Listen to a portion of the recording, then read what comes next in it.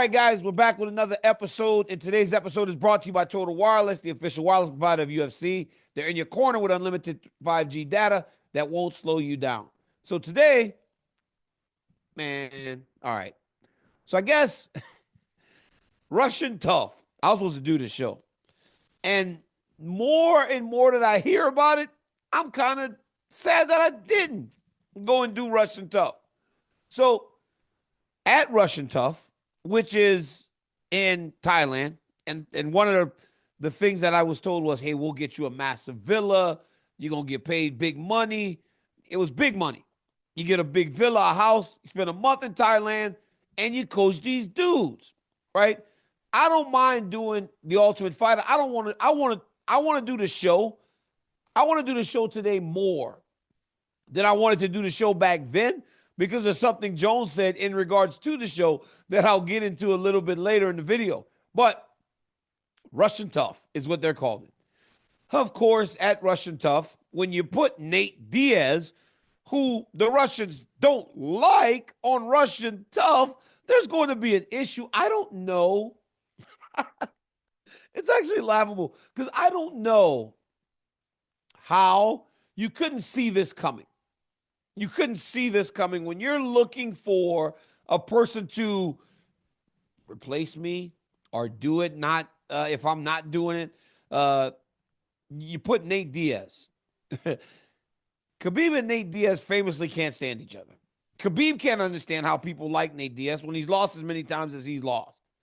Nate Diaz doesn't think Khabib's a fighter, which is unbelievable. So these guys have been going back and forth for years. They've gotten into fights. They can't be in the same area. I'm pretty sure that someone over there on Russian Tough has some sort of tie to Khabib. But you stick Nate Diaz on there. And what happens? He gets into a fight very, very early into the filming of the show over in Thailand. But Nate Diaz gets into a fight with a kid on the show named Zalik. Oh, man. You can't make this up, guys. You can't write this. This is not me putting something together to entertain you. This came to me. I'm doing this. I'm chilling. It comes to me that he got into a fight with kids. Nate Diaz hasn't fought inside an octagon since 2022. He beat Tony Ferguson, ended with a victory, which was cool to see. He hadn't done so well recently. He boxed Jake Paul. And then remember, he had the lawsuit thing against Jake Paul. So going to do this show probably for him felt like, man, I'm going to go do something different and kind of get back around mixed martial arts and kind of go coach these kids. I've never really thought of Nate as a guy that wants to be a coach, honestly. I never thought of it. I never thought of him as a guy that would be a really a coach. But, you know, it is what it is. Even though last year Nate and I, obviously, he called me a bitch last year too. So it's like his favorite word. But he hasn't fought since he beat Tony Ferguson. He gets into it with this Russian kid named Zalik. So Jon Jones then said this, right, when speaking of the altercation.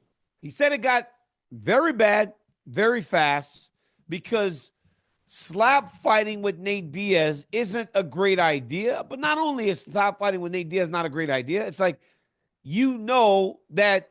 that kid probably carried a little something with him and thought, I could probably get this dude. But, all right, so, and the kid is 19 and 17. This is not a young guy, right? I'm looking at this guy with his sure dog record, right? That's insane. That's a guy that's been around the game for a long time. So this guy knows who Nate is. He's seen Nate. He's probably pretty aware of his issues with Khabib and probably figured, hey, you put some good favor with the guys over in the back if you go and handle that, if it turns into something. Obviously, it turned into something. But, I mean, Nate Diaz is, how old is Nate now, Luis? Put that to me real quick. Nate Diaz has got to be almost 40 years old, if not older than 40. And it's like at some point, right? This is just me. Yeah, he's 40 years old. At some point, guys, you can't be fighting like in the street. When is it not cool to be the tough guy anymore? At 40 years old. We've seen some pictures of Nate, beautiful family, beautiful house, kids, wife. We know now. We know now that while that side of him is a side of him, we also know that Nate Diaz lives a beautiful life with a beautiful family, insecurity, and all these other things. When is it not cool to be the guy that fights in the street anymore? Or carry yourself in that way like you fight in the street anymore, right? At 40. They used to make like these jokes from all the way back to like Varsity Blues and all those games of the guy that would show up with the Letterman's jacket, that was the quarterback back in the day that still kind of shows up to the party. It's like, we can't go to the party no more. I don't go out anywhere. I don't do, and even at 41 years old when I fought my last fight, I wasn't out doing the same things I did that when I was in my 20s. In his 20s, walking around like that was cool. But at 40, it just serves no purpose to me. It just serves no purpose to me. So the reason I said that I'm more interested in this show today than I used to be, because when I've been to Russia. I have wrestled there. I spent time there. I've been all around the world doing those things, right? Today, it's much different. When I go to places around the world, you're in the best hotels. You're in the nicest, safest places. But in wrestling, it's not always the case. You're kind of getting into some shady areas at times. And you do, like, you go to gyms that might not be the best areas. You find where you can train. So I know that those cultures can be a little different. But boy, Jones said, after what Jones said, man, sign me up for Russian Tough. All right, guys. Hey, it's the boy DC, your favorite podcaster and also a role partner. And of course, fellas, when you're in or you're out of the bedroom with your partner or that significant other, you have got to satisfy their needs as you try to satisfy your needs. It's so important. Hey, the one thing about Ro, when you're in the bedroom, our guys at Ro Sparks, they got your back. With his long-lasting functionality, Ro Sparks are a 2-in-1 prescription treatment for guys who want more controlled erections. And it doesn't take long either, because after they dissolve, they work in about 15 minutes on average. Ro connects guys with medical providers 100% online. So you don't have to waste time in the waiting room. And if approved, treatment ships directly to your door. For me, honestly, it's a no-brainer. Ro is a must-have, guys. Trust me. New sex health patients get $15 off of their first order of Ro Sparks on the recurring plan. So connect with a provider at RODOTCO/DCTV. Ro.co/DCTV to find out if prescription Ro Sparks is right for you.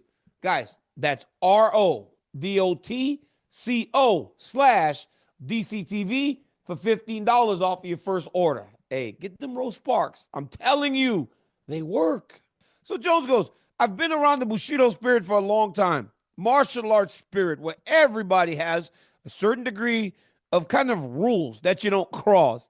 He said, like a martial arts spirit and everything. I don't think there's a lot of that here.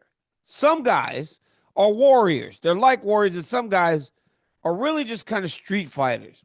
There are insults. There are weapons. I mean, this show, there's nothing like it. There's really nothing like it. How in the world, if you're a coach or a personality, how could you not want to be involved in something like this where Jon Jones is telling you, without saying the words, this shit kind of scares me a little bit. I mean, honestly, that's exactly what it is. It's exactly what it is. Like, man, it's crazy out here.